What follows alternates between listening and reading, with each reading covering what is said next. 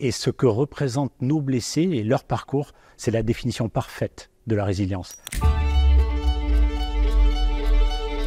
Laurent Etchemendy, je suis vidéaste, réalisateur et ancien militaire. J'ai passé 15 ans dans une unité parachutiste.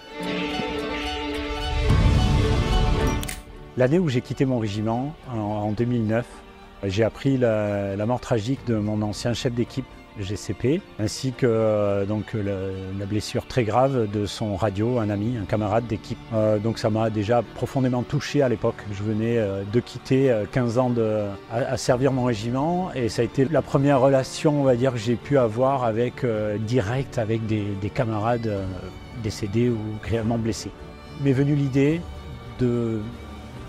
d'aider à ma manière à faire connaître la cause des blessés avec mon expérience en vidéo, en reconversion. Quelques années après, j'ai monté ma structure de vidéo. Et donc c'était l'occasion, au bout d'un certain temps, d'utiliser mes compétences au profit de la cause des blessés. Et donc, il a fallu attendre quelques années de maturité professionnelle, on va dire, pour commencer à réfléchir à un projet comme celui-là. Le mot résilience, c'est un mot qu'on entend très souvent parler dans différents domaines. D'un côté, c'est une bonne chose parce que c'est des valeurs saines et des valeurs très importantes. Je trouve par moments, dans certaines circonstances, on en abuse un peu du terme. Maintenant, dans ce milieu-là, dans le milieu des blessés, et ce que représentent nos blessés et leur parcours, c'est la définition parfaite de la résilience. Ils ont vécu des traumatismes et grâce à leur volonté et leur parcours, ils ont fait preuve d'énormément de résilience. Et encore une fois, c'est un exemple pour nous tous, en fait, la société et le monde militaire en particulier.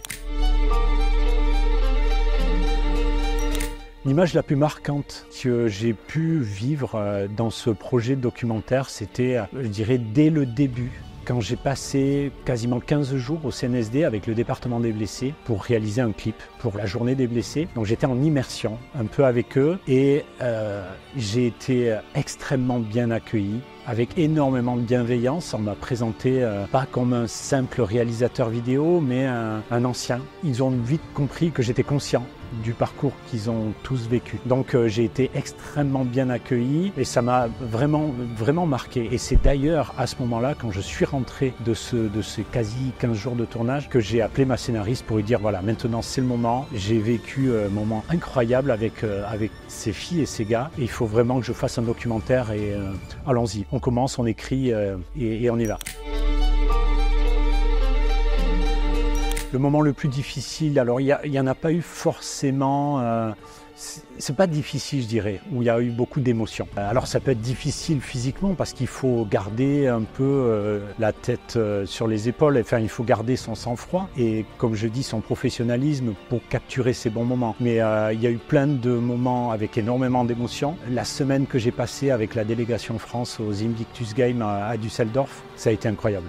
Incroyable, alors encore une fois, j'étais pas avec l'équipe de France, j'étais moi de mon côté en tant que réalisateur, mais une fois de plus, j'ai été extrêmement bien accueilli et j'ai senti cette vibration, j'ai senti cette émotion qu'avaient les athlètes, parce que ce sont des athlètes et leurs familles, c'était incroyable. Donc pour moi, les moments les plus forts de ces presque 2 ans d'aventure, ça a été ces moments-là.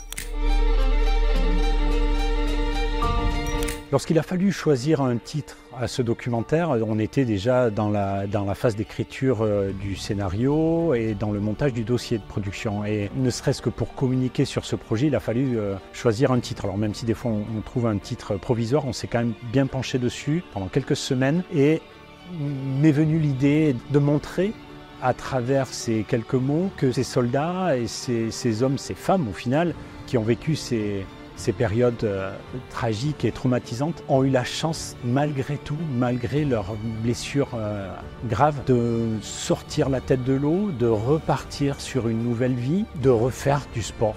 Chacun à son niveau, donc de souffler quelque part à nouveau pendant leurs épreuves.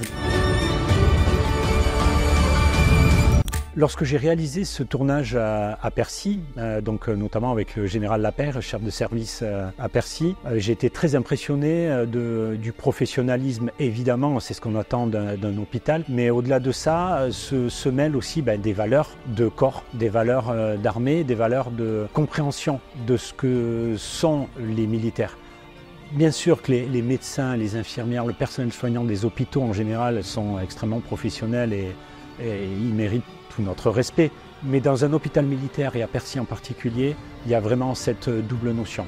On sent qu'on est dans un hôpital militaire, on sent que tout le personnel comprend ce par quoi sont passés ces femmes et ces hommes qui sont pour beaucoup grièvement blessés.